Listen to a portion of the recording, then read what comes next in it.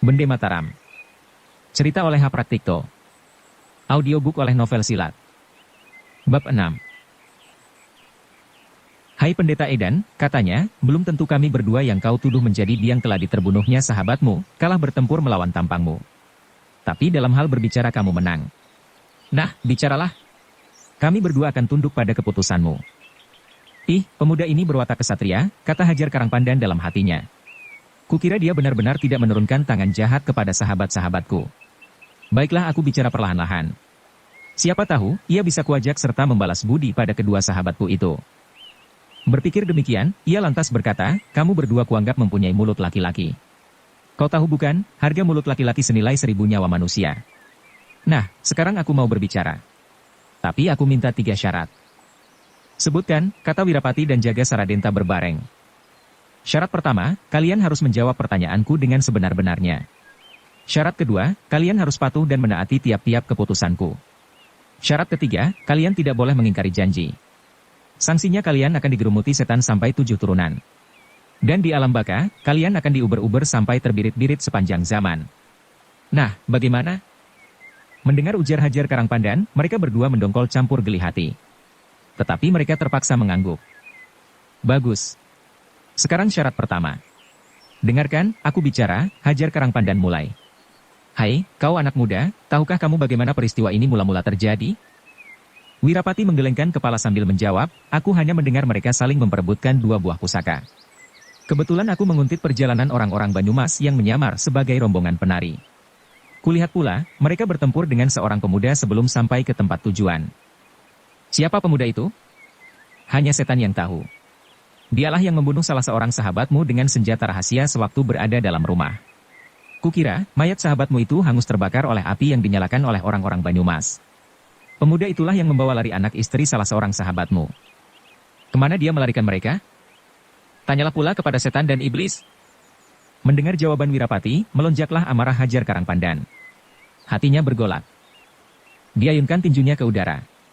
Kemudian menggempur tanah berhamburan. Setelah menggempur tanah ia menunduk dalam. Napasnya terengah-engah. Tubuhnya bergetar. Wirapati dan Jaga Saradenta mengawasi dengan hati menebak-nebak. Melihat perangai Hajar Karangpandan yang aneh, mereka berjaga-jaga. Siapa tahu, Hajar Karangpandan lantas saja menyerang mereka untuk melampiaskan marahnya. Tetapi Hajar Karangpandan diam saja. Matanya malahan menutup rapat. Dan perlahan-lahan napasnya mulai teratur. Terdengar dia mengeluarkan bunyi dengkur parau. Mereka berdua pun diam-diam menjadi kagum. Itulah cara yang sempurna untuk mengurangi tekanan guncangan hati. Gejolak darah dapat disalurkan juga. Kalau seseorang tidak mempunyai kesadaran yang dalam, bagaimana ia dapat berbuat begitu? Sebab perbuatan itu untuk menenangkan diri. Mendadak Hajar Karangpandan mendongakkan kepala. Raut mukanya yang tadi nampak bengis, telah sirna. Matanya memancarkan pandangan yang tajam dan lembut. Ia menghela napas dalam, katanya, anak muda, kulihat di dalam rumah itu 4 mayat menggeletak bertebaran selain mayat sahabatku. Siapa mereka? Mana ku tahu, sahut Wirapati. Waktu aku memasuki rumah, mereka berdiri tegak saling mencurigai. Kukira, mereka habis bertempur. Napasnya masih terengah-engah. Jahanam itu saling memperebutkan pusaka, potong Hajar Karangpandan. Tepat dugaanmu. Tatkala sahabatmu yang mati itu kena senjata rahasia, mereka lantas datang berebut. 2 orang mati kena hantaman sahabatmu yang lain. 2 orang lainnya terpatahkan lengan dan kakinya oleh si pemuda. Kemudian terjadilah kekacauan itu. Rumah dibakar. Si pemuda membawa lari anak dan istri salah seorang sahabatmu. Dan aku menggendong sahabatmu yang luka parah. Kenapa luka parah? Mata kakinya kena senjata si pemuda. Untuk mencegah menjalarnya racun, kupagas betisnya. HM. Tetapi dia kehilangan banyak darah. Ketika kusembunyikan di gerumbulan dalam hutan ini, beberapa kali dia jatuh pingsan. Sayang, sebelum aku sempat menolongnya hutan terbakar. Aku terpelesat jauh. Ku coba menghampiri, tetapi panas api tak dapat kutahan. Maafkan. Aku orang tak berguna. Tidak. Aku pun tak tahan berenang dalam lautan api, potong Hajar Karangpandan. Cuma sahabatku yang bernasib buruk. Tetapi semuanya ini akulah yang mendatangkan gara-gara. Kalau aku tak menyerahkan kedua pusaka kepada mereka. Ia tak meneruskan. Mendadak dia berdiri dan lari menghampiri batas hutan. Kemudian dia bersujud rendah sampai mencium tanah. Tak kala kepalanya menegak lagi, ia berteriak nyaring sampai menggetarkan tanah, Wayan Swage. Wayan Suage, dengarkan kata-kataku. Kau seorang laki-laki sejati. Sayang, akulah yang menjerumuskanmu ke dalam lumpur malapetaka. Aku bersumpah kepadamu, akan kucari anak istrimu sepanjang hidupku. Akan kurawat dan kuasuh anakmu seorang itu. Semoga rohmu di alam baka melindungi aku. Kuharapkan pula kamu mengampuni kesalahanku. Dia berdiri tegak, membungkuk. Kemudian berputar mengarah Wirapati dan Jaga Saradenta. Sekarang, marilah kita bertempur. Inilah syarat kedua, katanya meledak. Mendengar ucapannya itu, sudah barang tentu Wirapati dan Jaga Saradenta dibuat terkejut. Sama sekali tak diduganya, Hajar Karangpandan tiba-tiba menantang mereka bertempur setelah nampak berlaku begitu lemah dan sabar. Tetapi sebagai seorang kesatria, meskipun sedang menderita luka, takkan sudi memperlihatkan kelemahan diri. Segera mereka berdiri tegak dan bersiaga. Kalian mau apa? Damprat Hajar Karangpandan. Bukankah kamu tadi menantang kami bertempur? Wirapati heran. Betul. Tapi aku belum habis bicara. Syarat kedua belum lagi kuraikan. Duduklah. Wirapati dan Jaga Saradenta saling memandang. Kalau menurut tabiatnya, mereka merasa dipermainkan orang ini. Bagaimana bisa menerima hinaan itu? Tetapi mereka kalah janji. Terpaksalah mereka duduk kembali dengan hati memaki-maki. Kau gelondong segaluh, tak usah lagi aku bertanya kepadamu. Kamu sudah dikelabui si bangsat kodrat. Cuma, kamu diberi kesempatan Tuhan melihat anak istri salah seorang sahabatku.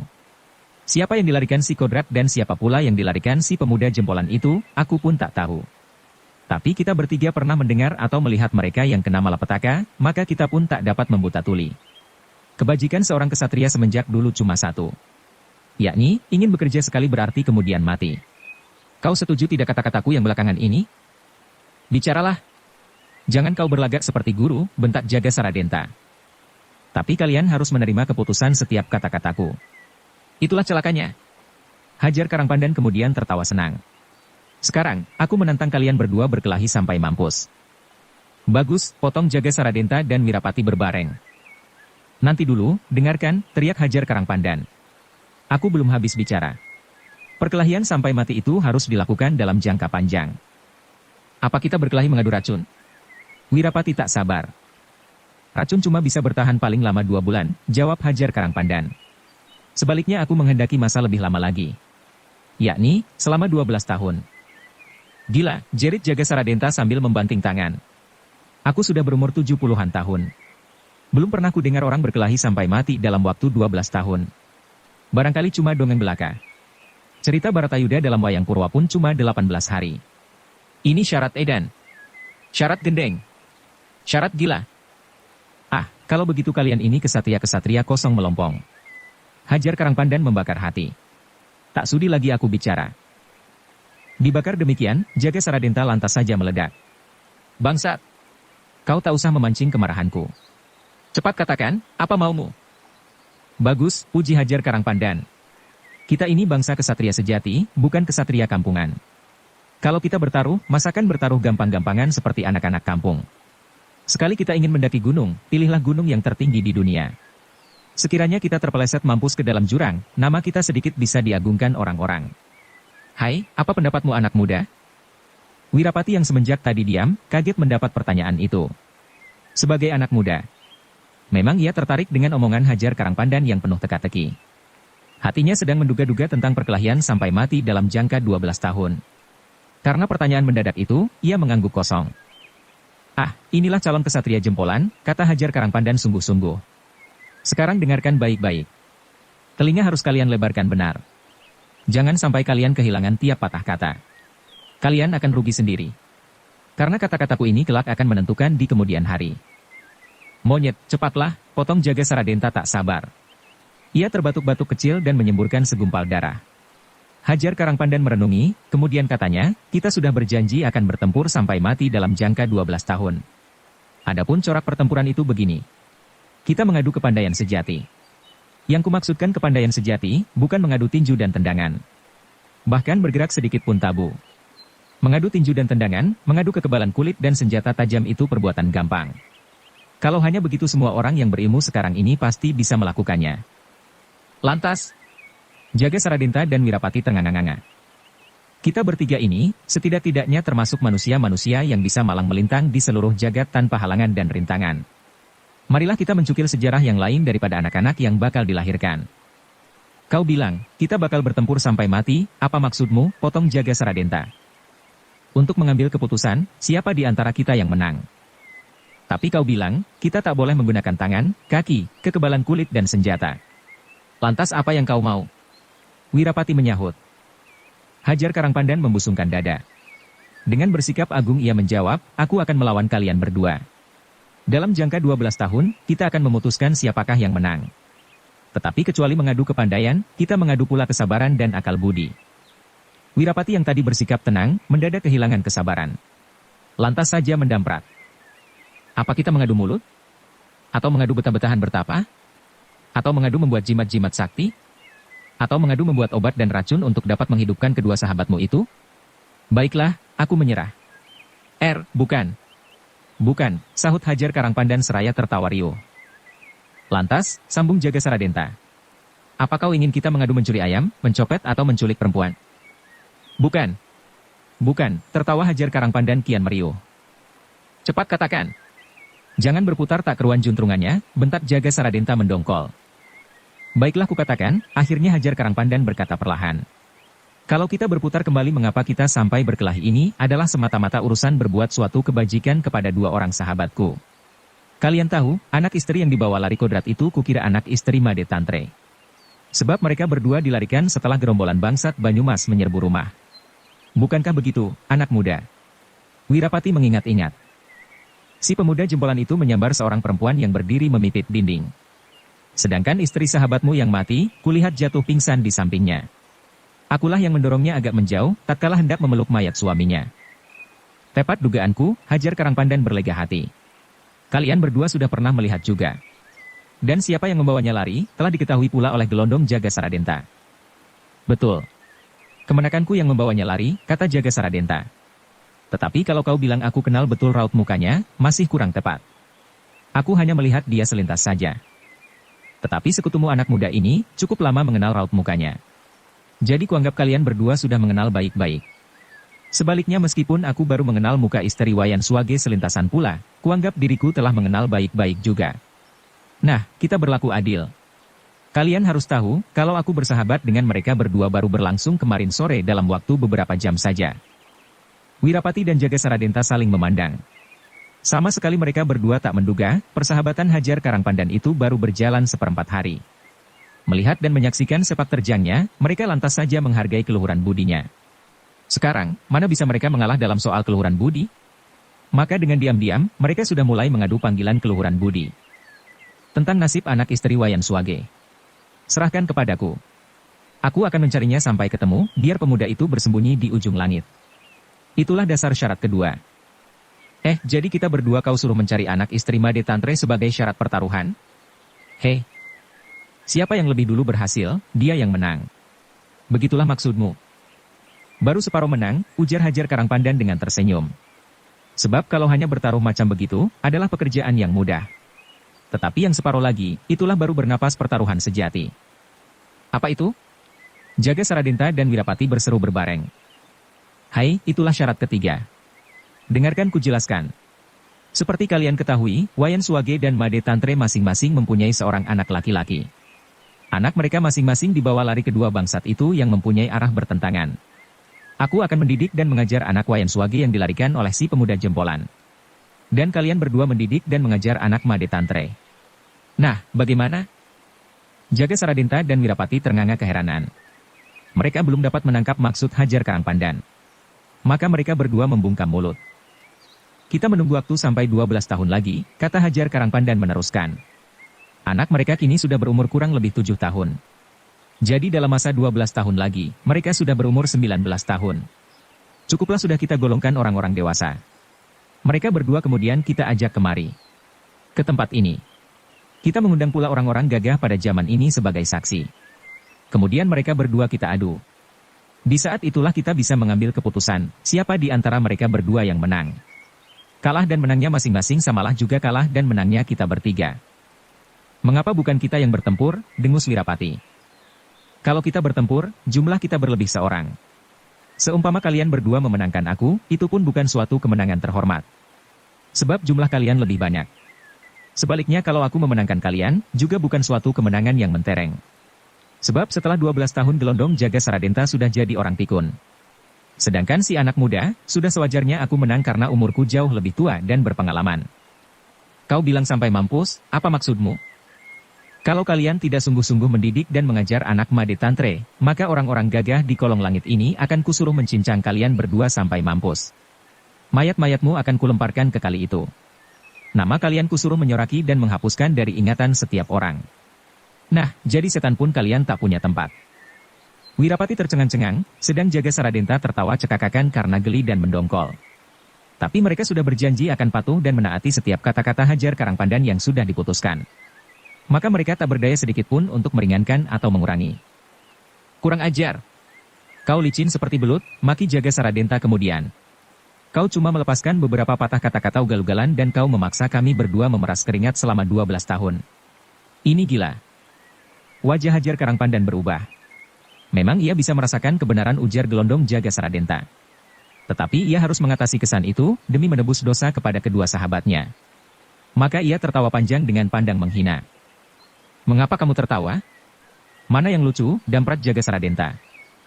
Bagaimana aku tidak tertawa? Meskipun aku belum pernah berkenalan dengan kalian, tapi telah lama ku dengar nama kalian yang harum. Wirapati, murid keempat Kiai Kasan Kesambi Gunung Damar. Tiap orang tahu ketenarannya. Jaga Saradenta Gelondong Segaluh, bekas prajurit Pangeran Mangkubumi. Tiap orang tahu pula kegagahannya. Tak tahunya, hari ini Tuhan mempertemukan aku dengan kalian. Kulihat ketenaran nama kalian yang gagah agung mulia, sama sekali tak cocok dengan hai, hahaha. Gelondong Jaga Saradenta kena dibakar hatinya. Darahnya lantas saja panas mendidih. Ia menggempur tanah, tatkala hendak membuka mulut. Hajar Karangpandan mendahului, orang gagah sejati akan memandang enteng setiap janji yang telah diucapkan. Pengorbanan jiwa, bukanlah suatu soal untuk kebajikan.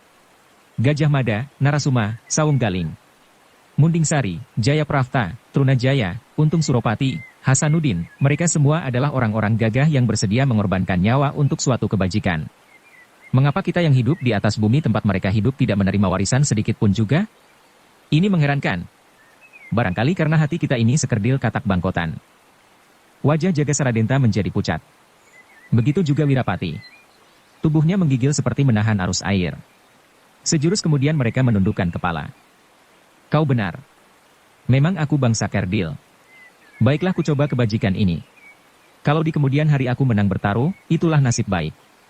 Kata Jaga Saradenta galau. Perkataan seorang laki-laki sejati, sahut Hajar Karangpandan cepat. Ia menjadi gembira karena merasa menang. Kemudian berpaling ke Wirapati. Selesailah sudah perjanjian ini. Kau bagaimana, anak muda? Wirapati mengangguk. Bagus. Cuma aku ingin bicara separah kata lagi. Hajar Karangpandan mengesankan. Di antara kita bertiga, hanya kita berdua yang pernah melihat kedua pusaka Pangeran Semono. Mengapa hal itu dibicarakan juga, potong Wirapati tak senang. Biar orang menghadiahkan pusaka itu kepadaku, tak sudi aku menerimanya. Aku tak menuduh buruk kepadamu. Sekiranya kamu mau merampas, pastilah sudah berada dalam genggamanmu. Itu aku tahu. Cuma aku ingin titip sepatah kata. Seumpama nasibmu bagus dan pada suatu hari kau temukan kedua pusaka Bende Mataram dan keris Kiai Tunggul Manik, berjanjilah kepadaku kalau kedua pusaka itu harus kau berikan kepada kedua anak-anak asuhan kita. Siapa yang pantas memiliki Bende Mataram dan siapa pula yang pantas memiliki keris Kiai Tunggul Manik, bukanlah soal. Aku berjanji. Nah, tak usah kita pikirkan pusaka itu lagi. Kita berpisahan di sini. Ingat, 12 tahun lagi kita bertemu di tempat ini, kata Hajar Karangpandan. Ia berdiri dan mendadak melesat pergi.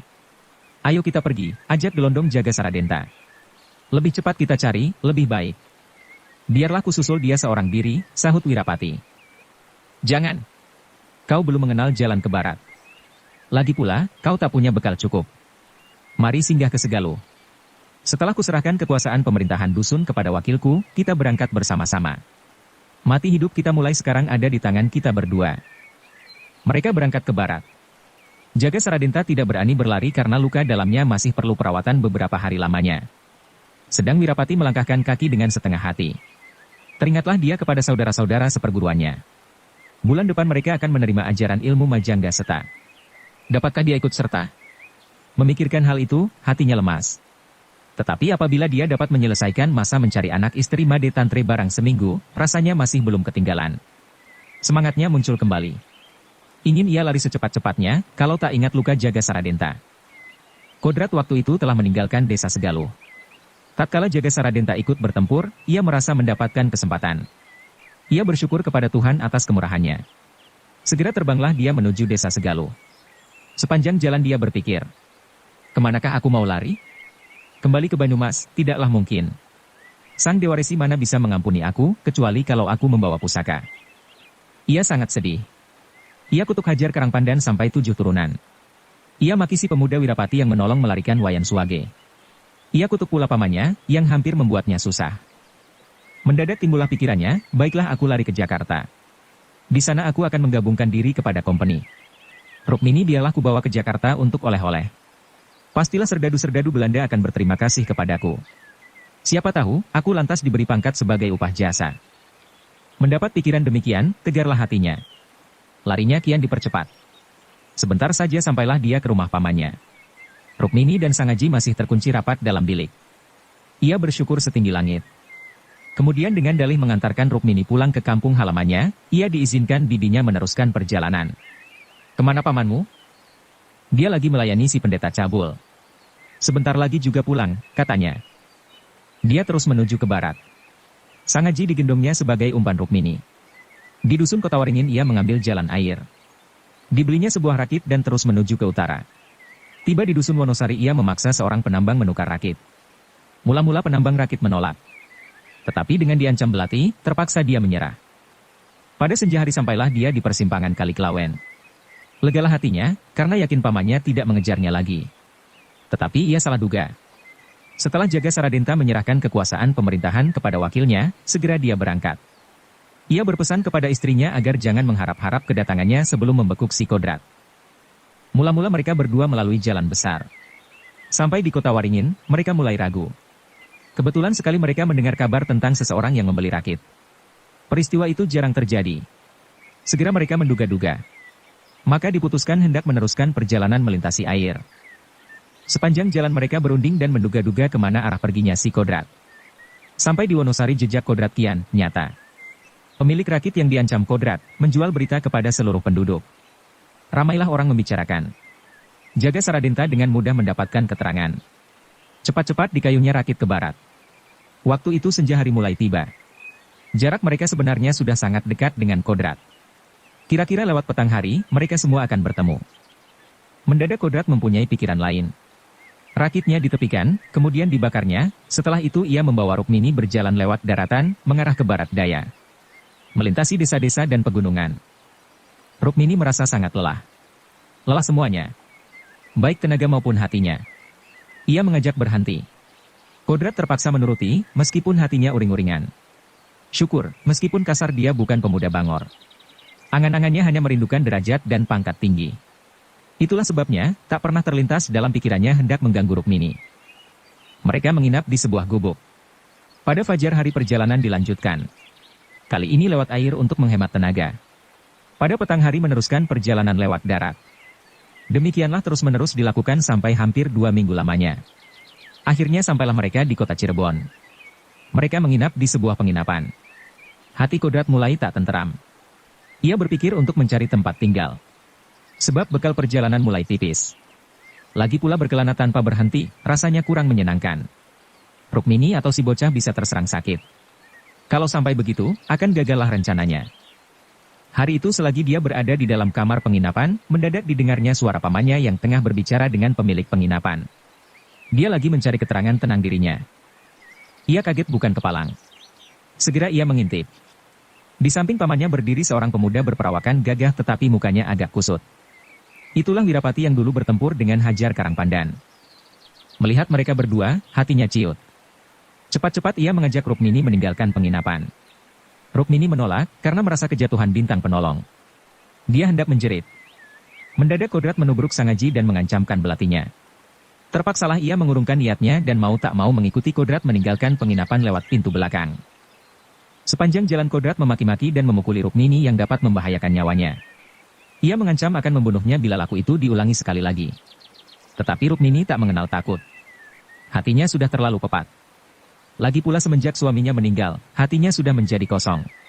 Kalau saja tak ingat akan nyawa anaknya, sudah lama ia ingin bunuh diri.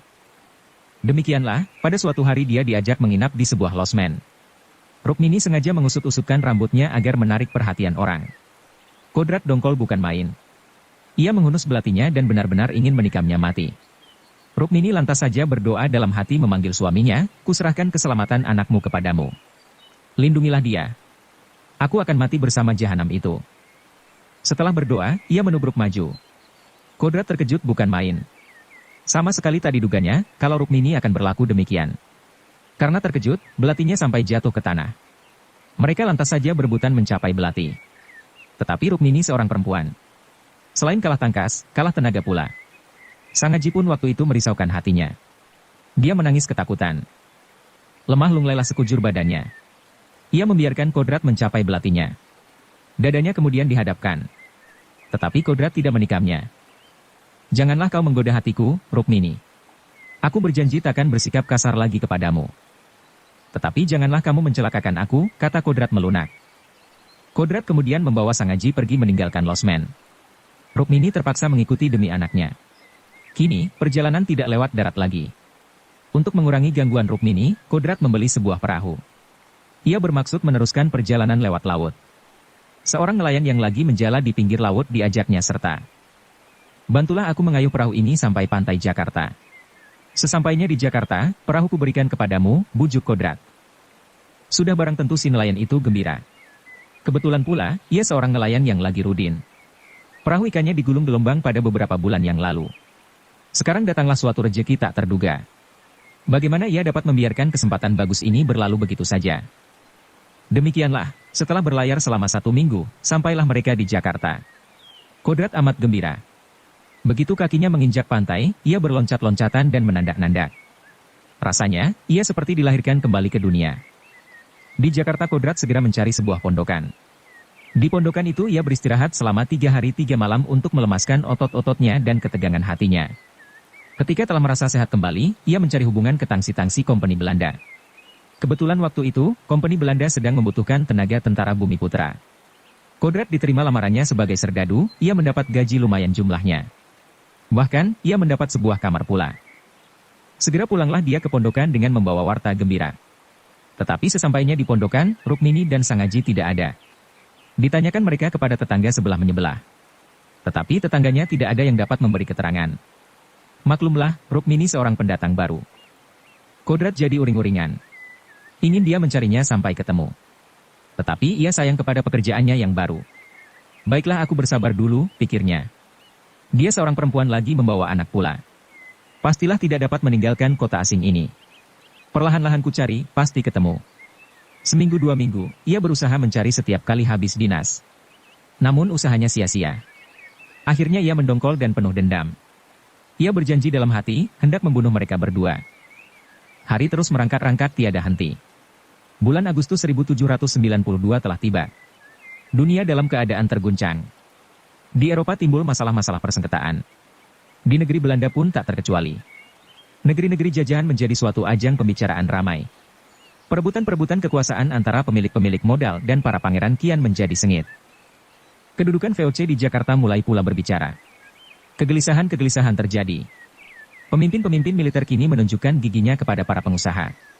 Masing-masing saling memperkuat diri. Maka tenaga kesatuan militer Bumiputra makin banyak dibutuhkan untuk mempertahankan hak-hak tertentu. Orang-orang Belanda mulai memperhatikan kesetiaan dan kesanggupan begundal-begundalnya. Hadiah-hadiah dan pangkat-pangkat dibagikan dengan murah.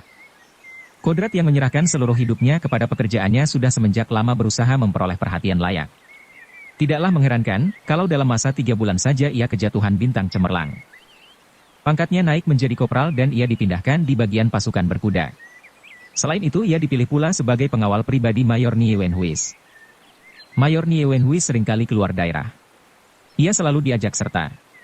Sebagai seseorang yang biasa menghamba, maka dengan cepat juga ia dapat mengambil hati majikannya yang baru.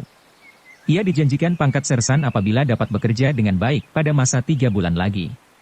Janji itu alangkah menyenangkan dan membesarkan hatinya.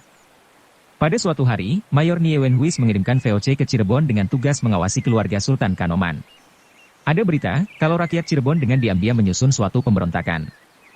Kodrat ditugaskan memimpin regu penggempur di samping mengatur pengawalan. Tugas kali ini tak menyenangkan hatinya. Ia takut berangkat ke timur. Wirapati dan pamannya masih saja merupakan momok baginya. Ia sadar dan mengenal watak pamannya orang tua itu takkan berhenti mengikuti jejaknya selama dia belum berhasil meringkus dirinya. Tetapi ia tak berdaya menolak tugas itu. Maka berangkatlah dia dengan 250 serdadu berkuda. Kudanya berderap gagah dengan diiringi tetabuhan dan genderang. Kesannya menggerahkan hati. Desa-desa yang dilewati kaget terbangun. Penduduknya berlari-larian ke jalan, berdiri mengagumi. Pada tanggal 24 Agustus 1792, pasukan berhenti dan berkemah di Jatibarang. Mereka memilih sebuah lapangan luas. Tenda-tenda kemudian didirikan. Penjagaan-penjagaan diadakan dengan waspada, karena mereka akan memasuki daerah pemberontakan. Selama itu hati Kodrat tidak tentram. Ia merasa seperti diincar pamannya dan Wirapati. Tetapi entah di mana mereka berdua berada, tak dapat dia menduganya. Parasa manusia kerap kali benar. Itulah karunia alam sebagai pelengkap jasmaniah tiap manusia dalam hukum mempertahankan jenis. Sungguh, waktu itu Jaga Saradenta dan Wirapati benar-benar tidak jauh daripadanya. Mereka berdua telah menjelajah seluruh daerah Cirebon selama 3 bulan lebih. Mereka tak mengenal lelah mencari keterangan tentang jejak Kodrat. Hanya tak pernah terlintas dalam pikirannya kalau Kodrat melintasi lautan. Itulah sebabnya, perjalanannya berlarut-larut tanpa pedoman yang pasti. Pada hari itu mereka berdua sampai di Jatibarang, bertepatan dengan kesibukan penduduk kota mewartakan datangnya pasukan kompeni Belanda. Sebagai 2 orang yang berpaham menentang penjajahan mereka tertarik kepada berita itu. Ingin mereka menyaksikan kekuatan kompeni dari dekat. Siapa tahu pengalaman itu kelak ada gunanya di kemudian hari. Mendadak, mereka melihat seorang kopral bangsa Bumiputra, Jaga Saradenta lantas saja mengenal siapa dia. Cepat ia membisiki Wirapati. Apa benar dia Kodrat? Wirapati minta keyakinan. HM. Biar dia berganti rupa 1000 kali sehari, aku tak bisa dikecohnya. Semenjak kanak-kanak, akulah yang mengasuh dan merawatnya, sahut Jaga Saradenta. Tetapi setelah berkata demikian, ia jadi bersedih hati. Teringatlah dia masa kanak-kanak kemenakannya. Bersambung ke bab 7. Dukung kami dengan subscribe, follow, like, komen dan share. Terima kasih.